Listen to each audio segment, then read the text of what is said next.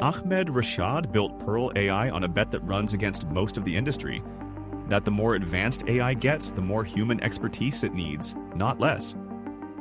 He is building modular data training solutions with 80% of revenue going back to contributors instead of overhead.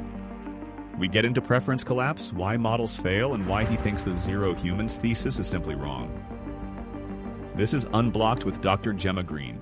Ahmed, it's great to have you on Unblocked. You built Perle AI on the belief that human expertise is the most valuable layer in AI, really at a time when much of the industry is racing to remove humans from the loop entirely.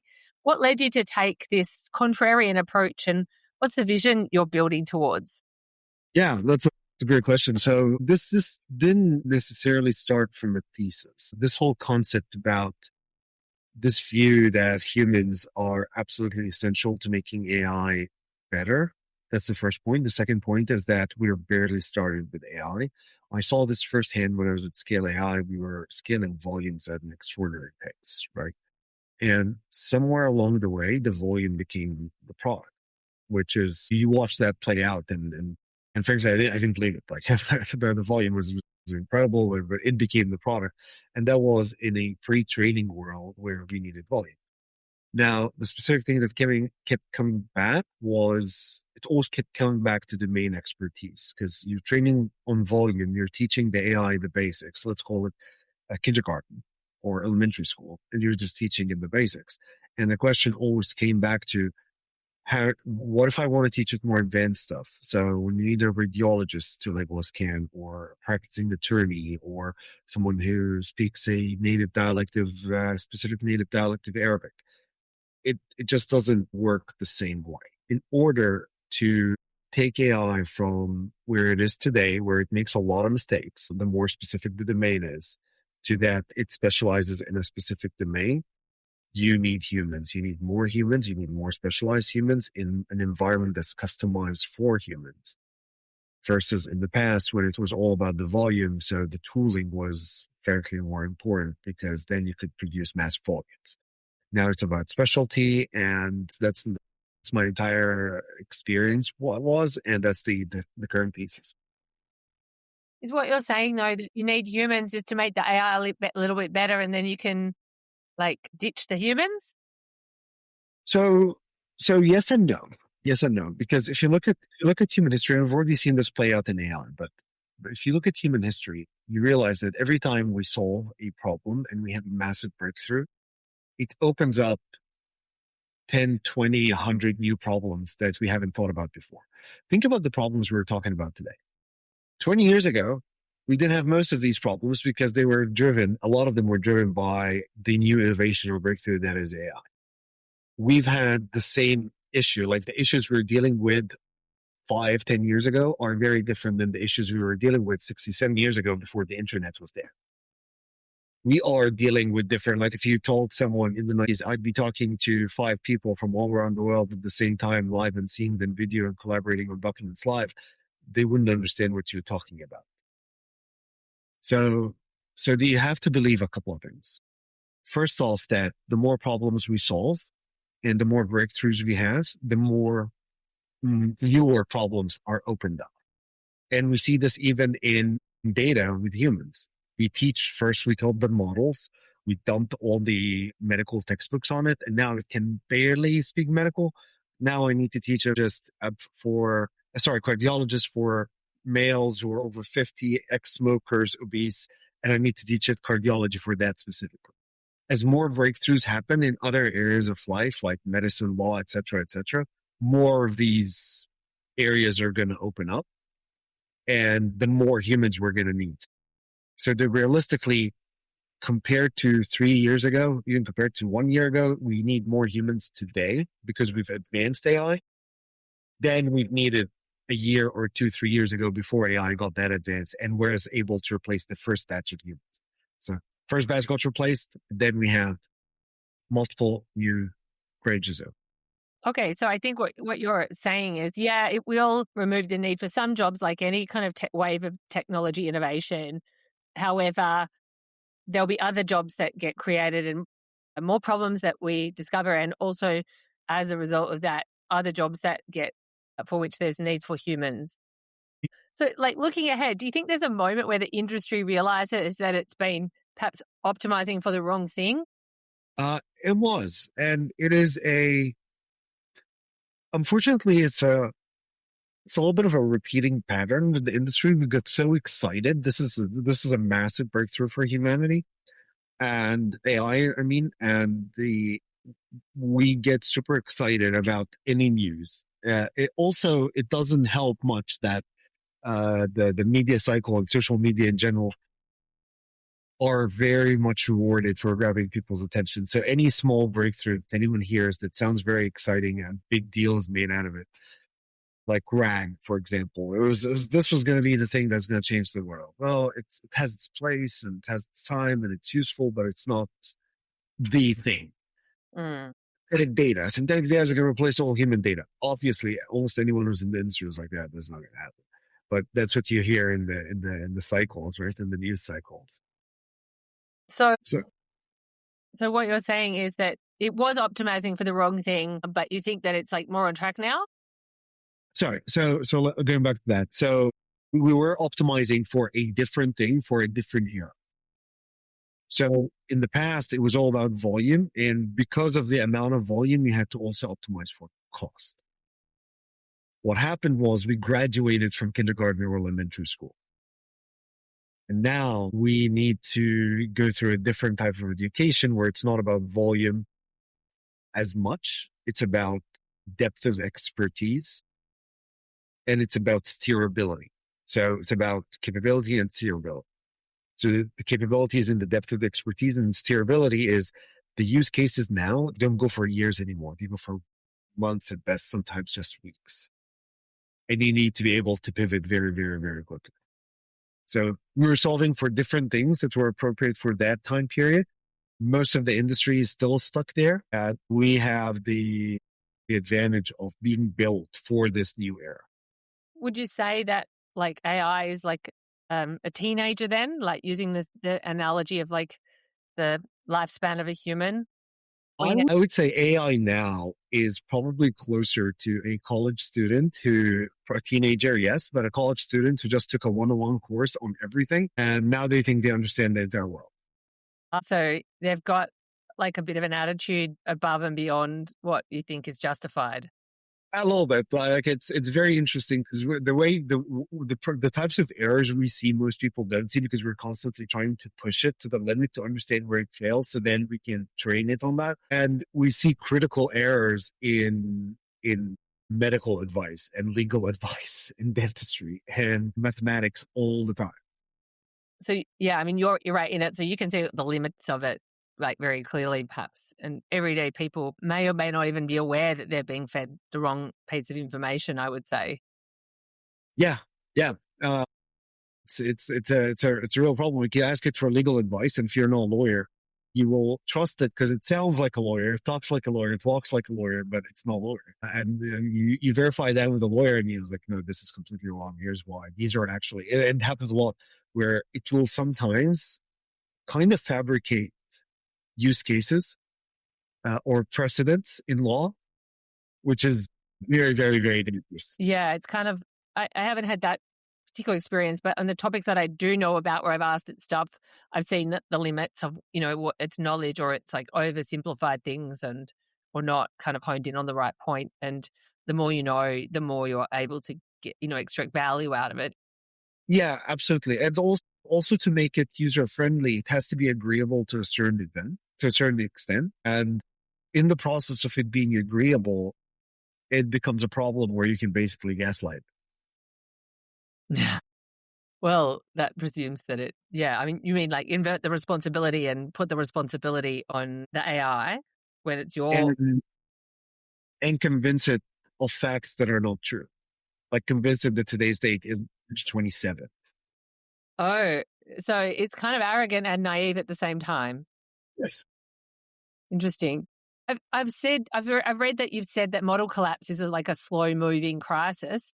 Perhaps you could walk me through the mechanism specifically, not like, which AI system in use today do you think is already like showing degradation from training on the synthetic data? And perhaps like what would that look like to an end user or a high-profile institutional user for that matter?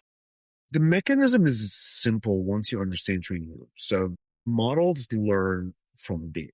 And when the data is increasingly contains outputs from prior generations, the model starts to learn on its own artifacts, on its own hallucinations. And it thinks of those as ground truth. So basically what happens is the mistakes of the past, they just get repeated. So think about someone who's had some trouble in their family and they just repeat the same cycle with their children.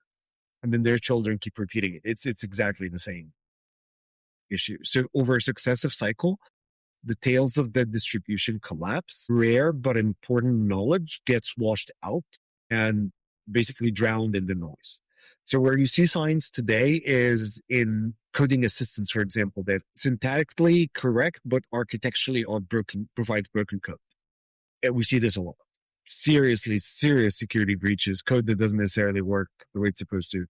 Summarization models that produce fluent, confident, factually wrong output on specialized tasks. Like we talked about the lawyer example, where it sounds like a lawyer. It sounds perfectly like actually a good lawyer, but it's giving you incorrect legal references, right?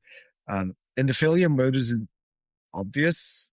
The output looks good, and that's what makes it dangerous. That's what makes it very, very, very dangerous. If you unless you are actually an expert, it's actually very difficult for you to verify that, to see how deep the problem goes. And let's say for an institutional user, say financial services firm using LLM for, let's call it regulatory analysis, the model gives you answers that feel authoritative. Again, very confident, cite real sounding frameworks and are wrong in more ways that only a subject matter expert can catch them. And by the time you catch it, the decision has already been made. The financial analyst has already provided their report. They've made a decision. They've made an investment, and it's gone. Yeah. So, what do you think the fix is, or is the industry kind of like falling off a cliff in slow motion, having a cup of tea? So, a couple of things. So, you have to fix the models, and you have to be transparent and honest about expectations. So let's talk about the transparency and honesty about expectations. You see it more often than now, where if there's a sensitive topic, medical, legal, dental, cultural, etc., a lot of models will put a disclaimer, sometimes multiple times in the same response to your prompt. Yes, I've seen Saying, that. I'm not a lawyer, I'm not a doctor, I'm not, please consult. Financial advisor. Yeah. And they're just saying, listen, we're taking a best guess here, which is the reality, how AI works. It's a probabilistic model that takes a best guess at what the next word should be or the next output should be, right? It takes a best guess at what it should be. And unfortunately, this is not how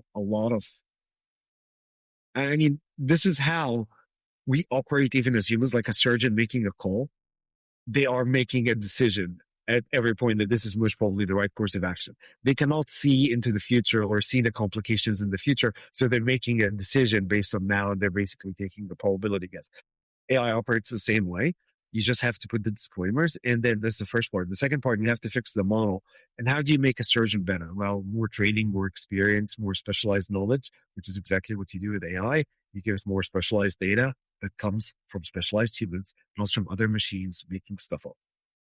So, I mean, what you just said is that giving these sort of generic kind of disclaimers, like, I'm not a financial advisor. I mean, you can tell it, I know you're not a financial advisor, and it'll probably go, yeah, okay, I understand that. I'll stop saying that to you now. But it doesn't, what you're saying though, I think is something else, which is that it should also tell you what I've just told you now is a best stab at it rather than my God's honest, like strongly held opinion. Like you would say in a conversation to someone, or like how legal advice would be dished up. Like, what's the practical risk here versus the actual pure legal risk? Like the nuance of things. Think about it exactly the same way as you think of you. Like, would you give a first-year law student your case to resolve it, or to give you financial advice? But you might go to a first-year law student and like, hey, is this really a law, right? Or what's your high-level opinion? What type of lawyer should I talk to? So it's pretty much the same. Mm-hmm. Gotcha. So the more you push it, the more error prone it becomes. So people have to be just more reasonable with their expectations, and you don't write court documents. I mean, you can clean them up with AI, right? With a good prompt, you can actually get good results, but you can ask it to draft the whole case for you. I think the difference with what you're saying is that like a junior lawyer at a firm would know not to dish out advice because they'd been told by their bosses not to do that, and they'd know when to escalate it. Whereas what the Yes. AI is doing is sounding authoritative when in fact it's not. And I think that, and what you're saying is that people need to understand that, like, it sounds authoritative, but it's not actually. Yes, it sounds very authoritative. It actually sounds very eloquent and very well spoken, but it's not, and confident, but it's actually not necessarily correct in a lot of domains. By the way, you have to take this with a grain of salt for me, because we operate in the areas where the AI fails all the time. Like literally, it's our job to address the failures. So we only see the failures all day, but we also see how quickly it learns from the training that we do. Mm-hmm. What do you do with the failures at Perle? The failures of the models or the failures at Perle itself? No, with the failures with the model. Although maybe it would be good to also ask you about how you deal with your failures. We can do that later. Oh yeah, well, Like one. so the failures of the models, we actually, it's a big part of what customers pay us for is either to build data sets that can train the models on the areas they know that the models fail, or on us to uncover areas that models fail and then go to the client with all the areas that the model failed in. So model failures are great for business. For your business. Yeah. So you're kind of like filling the gaps in. Exactly. I was going to say, is it a bit like, patchy internet coverage, and there's like, companies that fill in the gaps there? Is it a bit like that, or is it a bit more nuanced than that?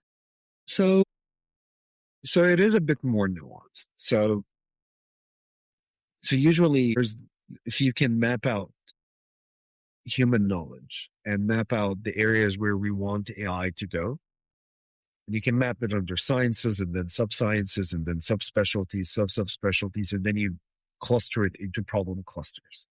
When you're doing discovery, you are trying to find an area, problem area that the AI isn't good at. Like the example we used earlier, cardiology, male over 50 smoker.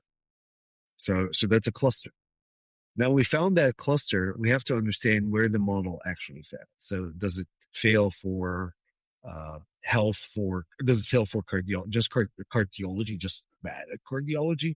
Or is it bad at cardiology for smokers, or cardiology for people over 50, or cardiology for meds? And you have to understand where it actually failed and what the reason is for it, what the source of the failure is. And then you go back and you start trading on that. Maybe it just doesn't understand cardiology at all.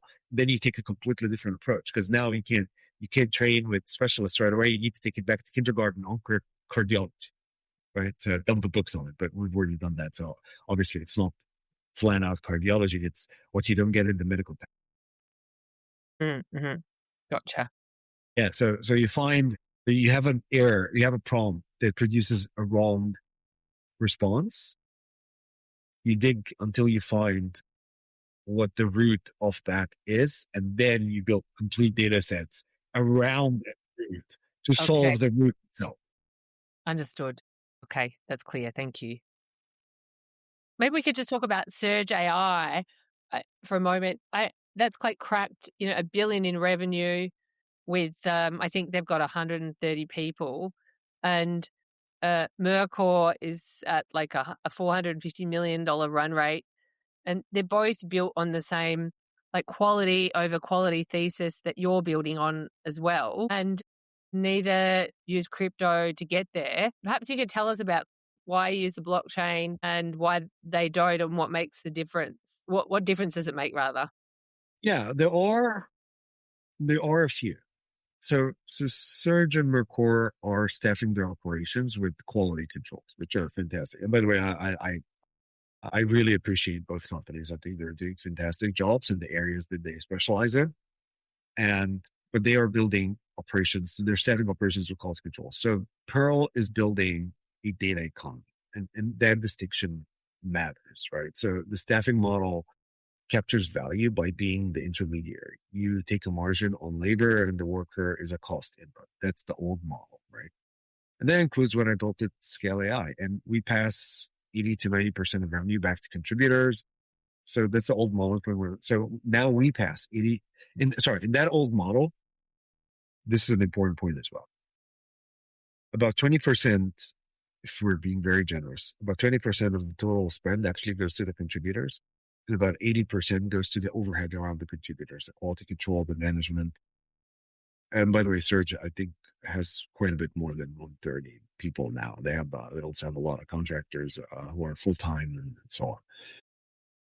But in a lot of these companies, and this is from experience, the overhead is massive. What we did is we actually pass 80 to 90% of the revenue back to the contributors, and 20% max is on overhead.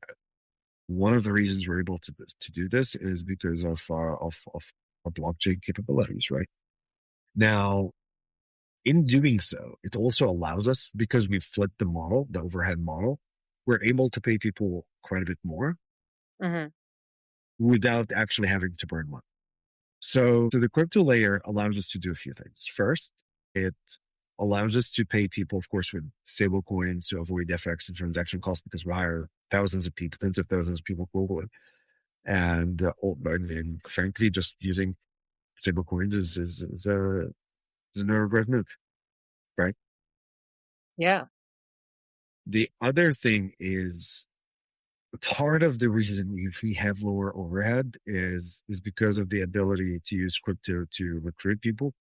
Because all of a sudden, if you have a 500,000 person network, you have 500,000 recruiters. So your acquisition cost just went down.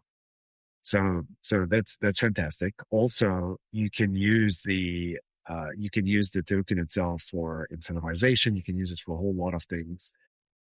And it helps build a great community and sub-communities within it. And we've already seen that happen. So the crypto layer basically also solves a real coordination problem. So how do you build a global network, verify domain experts, pay them across jurisdictions instantly, and then create incentives for long-term quality? So tokens do that. Traditional payment trails don't work at that scale, not across those many geographies. And also the whole audit trail is immutable. So we know exactly who did what to what data point at what time, et cetera, in incredible detail. So if an error actually happens, we don't just QA it and fix it and throw it off or whatever we do.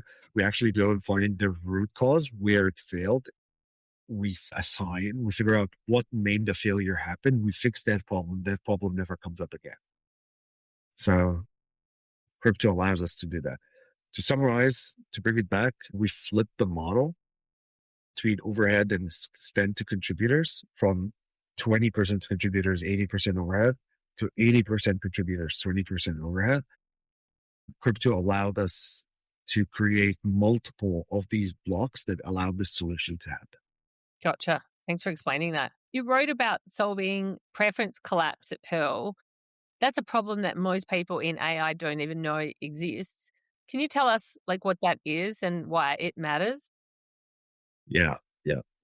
Yes, it's a very interesting problem. It's going back to the teenager first year in college analogy. So most people in AI focus on factual accuracy, right? The preference collapse is a different failure mode. So it's what happened when RLHF trains a model to optimize for what feels right rather than what is actually correct. So think about human history. We've changed, we've evolved. We have done things in the past that no one would have batted an eye about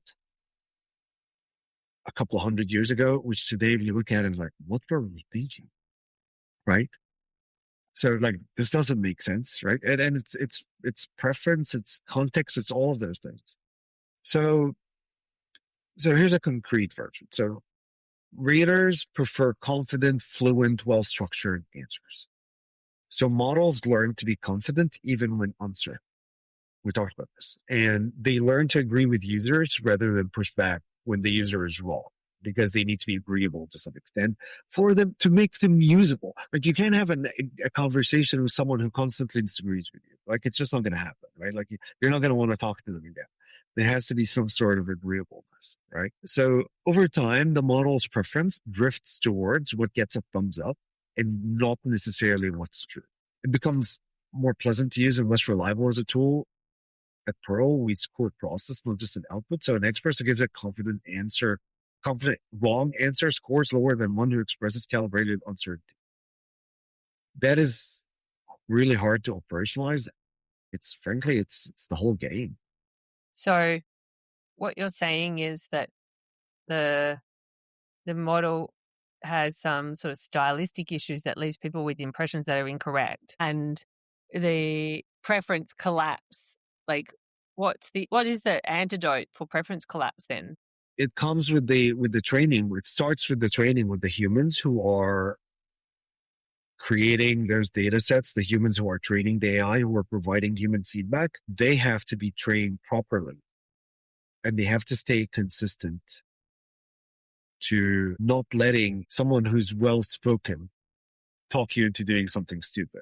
Mm-hmm. Yeah, like smooth operator. Yeah, exactly. You look at history and you find that there are a lot of leaders who were, well, great people, right? Talked a good game, but actually, lacked substance. Yeah. But they spoke very well. They were presented very well. But on the back end, they did horrible things. Mm-hmm. Yeah. Right? You just weren't that smart. Yeah. You find very famous people who speak very well, but at the end, they're not saying anything useful. Yes. So this is the same thing. How do we get our small group of people to be able to tell when, let's say, two politicians, one's very well spoken, one is not, but to focus on the issues and not be automatically attracted to the person who just speaks well and looks in good shape and so on and so forth. If we're able to do this with a small group of people, we can get the models to perform that way, to behave that way. If we can get the models to behave that way, we are one step closer to helping everyone else get off that train as well. There's a book called AI Snake Oil, and one of the co-authors, Sayesh Kapoor, and his team found that agents take shortcuts rather than actually solving tasks. For example, they look up the benchmark answer on Hugging Face rather than working through the problem. And I've also read that, that they'll do a first pass and give you a summary, but if you ask for further questions, rather than go back to the universe, it'll just do it with inside the filtered down smaller component, and you actually have to tell it to go back and revisit the whole data set if you want it to, and you may not even know that that's happening. Is that a problem, or is that just what happens when the training data awards output and speed over process? Yeah, it is an issue. So this is both a model problem and a training data problem. I'd weigh just a little bit more towards training data.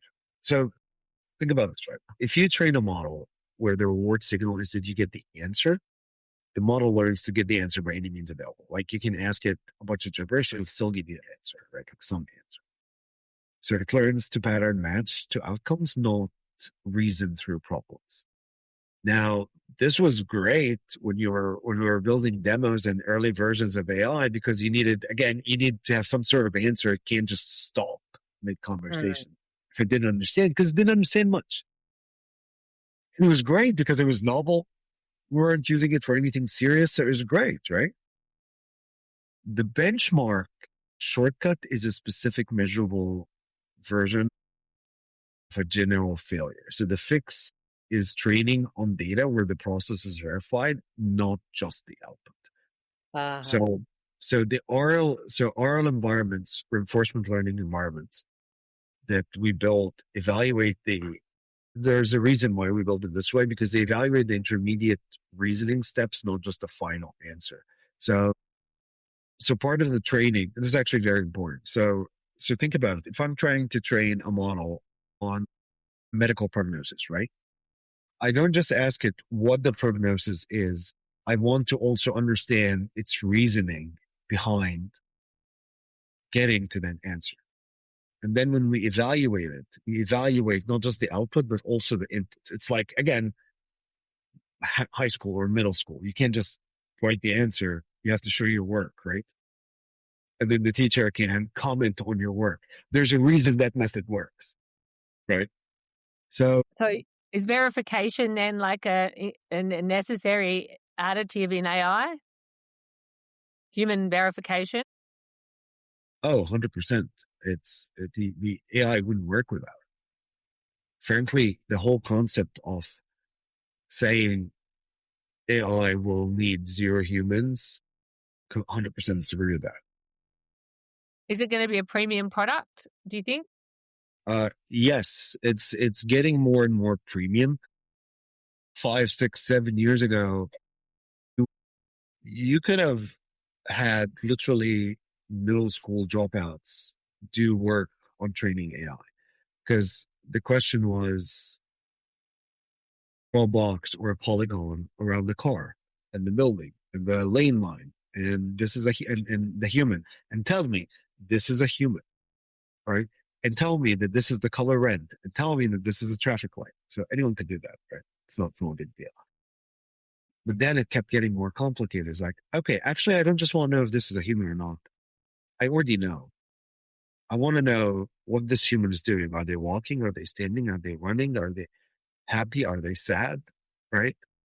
And it gets more and more sophisticated. So the further along we move, the more premium it becomes. We have this with our experts today, actually, because some of them were medical generalists, and they're starting to have more and more trouble actually finding generic medical questions that the models aren't good at.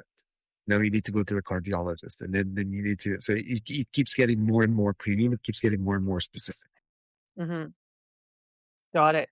Yeah, so it sounds like humans are going to be needed, and they're going to have a lot of expertise as well, like subject matter expertise. Yes. Agentic AI has been labeled by the likes of MIT Sloan researchers as being one of the most overhyped trends, I think they said, in this year, because agents keep making big errors in like real business environments. And at what point does this become irreversible, or creating like some kind of systemic risk as well? Yeah, this is one of those problems that keeps me up at night. It is one of those nightmare scenarios, because there's a point of no return that we can approach where we just have to start over with training models, right? So the short answer is there's no clean rollback. Once multiple training generations of the same model contain significant synthetic contamination, because you train it on something that is synthetic, it assumes that this is the entire world. It learns from the synthetic data. It's missing a whole lot of context, missing a whole lot of use cases. It's missing all of those things, and it trains itself on what it thought was right and keeps doing it and doing it and doing it, right? Like a bad habit. It's literally a bad habit. The further along you move, the more difficult it is to come back. Like someone smokes, is a regular smoker, right? After 20 years of smoking, it's much more difficult to quit than if you just started smoking a week ago. So it's the same thing. So once the contamination is carried over multiple generations, you can't just retrain your way out of it, because the new training data is also contaminated and it's just cumulative, right? So in specific domains like medical literature, legal reasoning, cultural and linguistic nuance, etc., etc. So in those domains, human verified data absolutely becomes the rarest and most valuable input there is. The researchers and the specialists who build the original expert knowledge aren't being replaced by models. 100% they're not. They're being actually relied on more heavily than ever to anchor on what comes next. The only way we can actually start reversing this is with more pure human innovation, creativity, ingenuity, wisdom, basically, pearl of wisdom put into the model. Are there any other major bottlenecks besides this that the industry needs to grapple with?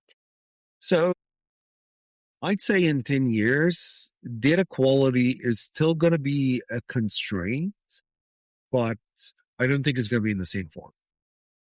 So right now, data quality is in specialized domains. In 10 years, it might be evaluation infrastructure, or how do you verify that a model's reasoning in a high stakes domain is actually correct at scale and production, right? It's not a different business. Is the RL environments that we're building it's an evaluation, verification, training infrastructure, not just a training data product. So if the constraint shifts from what do you train on to how do you verify what a model produces, I mean, it's still basically the same bottleneck for us. Mm-hmm. It's just manifesting in a different way. I see what you mean. I noticed that OpenAI announced the closure of Sora after spending like billions on it because they lost so many customers to Claude. You know, that it was once, the undisputed leader, and it's now fighting for customers.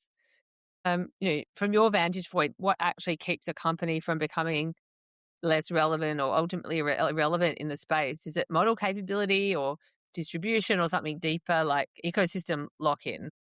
Yeah. I mean, the Sora story is it's a brilliant one and a very painful one at the same time, right? But my key takeaway from that is capability alone isn't durable. Not in this market, not in this economy where hype matters a lot, and a lot of other things matter a lot. So OpenAI had a serious lead in video generation, and it didn't protect them from losing customers to better products elsewhere.